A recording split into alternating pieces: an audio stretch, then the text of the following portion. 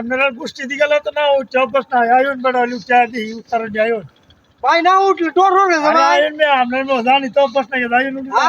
বেড়া উঠছে ভাই ওরে কইলে টইলে তুই জায়গা বললে পড়ারে বললে না উঠে দিব আইতি হ্যাঁ আয়ুন উত্তা নাই নাই নাই যদি ফেলতে যাই